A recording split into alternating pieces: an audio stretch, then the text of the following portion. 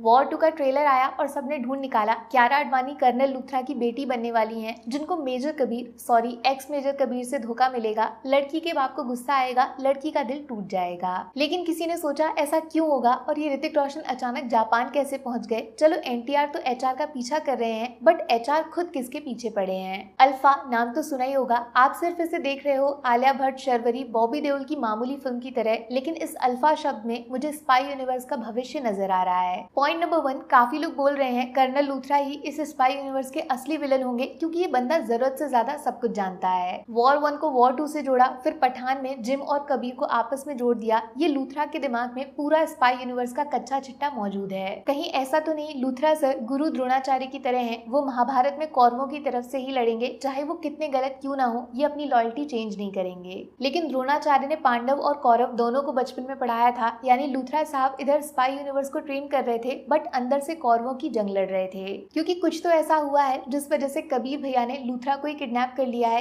क्या पता वॉर 2 में फाइनली लूथरा के चेहरे से मास्क हट जाए, जिसके पीछे विलन निकल आए। वैसे इस फिल्म में अनिल कपूर का भी स्पेशल रोल है, अच्छा खासा 10-15 मिनट वाला। वो क्यों है आगे पॉइंट नंबर 6 में बताऊंगी। फिलहाल पॉइंट नंबर 2, कियारा आडवाणी लूथरा की बेटी है, ये तो साफ साफ पता चल गया। और मेरे हिसाब से ये कबीर के साथ जो फाइट चल रही है वो अपने पापा को उससे छुड़ाने के लिए होगी। लेकिन ये जो हॉट सीन्स आ रहे हैं वो पता नहीं क्यों पठान में दीपिका की याद दिला रहे हैं। कहीं कोई रेस फ्रेंचाइज जैसा ट्विस्ट तो नहीं छुपा रखा है। अगर खालिद गद्दारी कर सकता है तो क्या कियारा आडवाणी लूथरा की बेटी बनने का नाटक नहीं कर सकती, वो भी सिर्फ कबीर के नजदीक जाने के लिए और बदले में पूरे स्पाई यूनिवर्स पे जासूसी करने के लिए। लेकिन इतना दिमाग मुझे लगता नहीं है ये लोग इस्तेमाल करेंगे। स्पेशली जो ये पोस्टर में कियारा का लुक है वो विलन कम और ऑफिसर ज्यादा लग रही है, तो बस ये हार्ट ब्रेक के लिए फिल्में होंगी, इसके ज्यादा चांसेस हैं। पॉइंट नंबर 3, क्या खालिद वापस आ सकता है, स्पेशली तब जब ट्रेलर में जानबूझकर उनका एक सीन डाला है इस फिल्म को पुरानी वॉर 1 से जोड़ने के लिए। देखो ये तो मानना पड़ेगा, जब से वॉर 2 का टीजर ट्रेलर देखा है हर किसी को टाइगर श्रॉफ की असली कीमत समझ आने लगी है। पब्लिक उनको मिस कर रही है, बट वॉर 2 में उनका वापस आना बहुत मुश्किल है यार। लेकिन हाँ, पास्ट फ्लैशबैक्स में इनकी कहानी का इस्तेमाल जरूर होगा,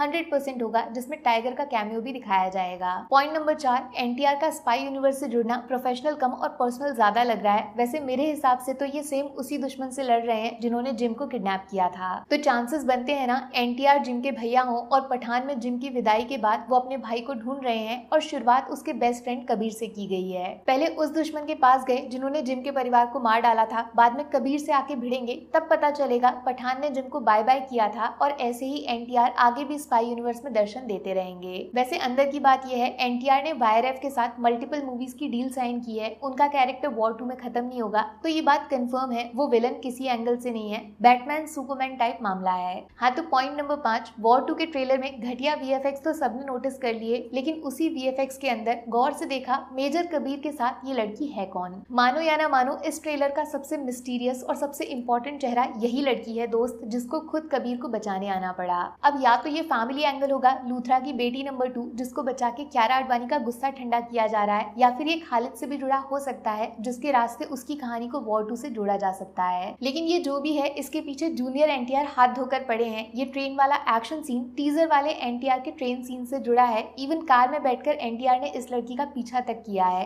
कौन है ये? लेकिन सबसे जरूरी है पॉइंट नंबर 6, विकी कौशल। यार मैं पहले भी बता चुकी हूँ आपको, इंडिया पाकिस्तान वाला एंगल वायरएफ आगे कंटिन्यू नहीं करेगा, उसको चाहिए नए कैरेक्टर, नई कहानी, नई फिल्में। और पर्दे के पीछे वायरएफ विकी कौशल की तगड़ी प्लानिंग हो चुकी है ऑलरेडी। वो स्पाई यूनिवर्स में ना सिर्फ हिस्सा लेंगे, बल्कि आगे चल के स्पाई यूनिवर्स की नई जनरेशन को लीड भी करेंगे। अच्छा, अनिल कपूर वॉर 2 की कास्ट में शामिल है, पक्की बात, और यही अनिल कपूर वायरएफ की अगली फिल्म अल्फा में आलिया और शर्वरी के गुरुजी भी बनने वाले हैं। अब थोड़ा सा तुक्का लगा रही हूँ, क्या पता सही बैठ जाए। आलिया और शर्वरी जिस दुश्मन का पीछा कर रही हैं, उसके बारे में अनिल कपूर वॉर 2 में ऋतिक को भी बता चुके हैं, और इसीलिए अचानक से मेजर कबीर इंडिया छोड़कर जापान चले गए हैं अल्फा का पीछा करने के लिए। अल्फा सिर्फ फिल्म का नाम नहीं, स्पाई यूनिवर्स का मेन विलन कैरेक्टर हो सकता है। ये अल्फा कोई और नहीं, विकी कौशल निकल जाए तो मजा ही आ जाएगा। इनके पीछे team HR, NTR, team Alia, Sharvari सब मिलके हाथ धो के पड़ जाएं, तब स्पाई यूनिवर्स पाकिस्तान से हटके चाइना, जापान पहुंच जाएगा। लेकिन पॉइंट नंबर 7 आपको हिला के रख देगा, क्योंकि मेरे हिसाब से अल्फा अकेला नहीं आएगा, उसके पास वो पूरी टीम होगी जो अभी तक स्पाई यूनिवर्स में तबाही मचा रही थी। बैड गाइज ऑफ वायर जिसमें जिम का कमबैक 1000% पक्का है। इवन अल्फा में बॉबी देओल एक नए विलेन की तरह आने वाले हैं। क्या पता ये सब मिलकर जोया रुबाई सबको मार ही डालें और पाकिस्तान का कनेक्शन ही खत्म कर दें, फिर बाद में कभी इस सबको इमोशनल टाइगर पठान के बदले से जोड़ दें। कंफर्म बात यह है विक्की कौशल आ रहे हैं और शायद अल्फा इनका ही कोड नेम है, जिस तक पहुंचने के लिए हमें पहले वॉर 2 और बाद में आलिया भट्ट की फिल्म से होकर गुजरना पड़ेगा।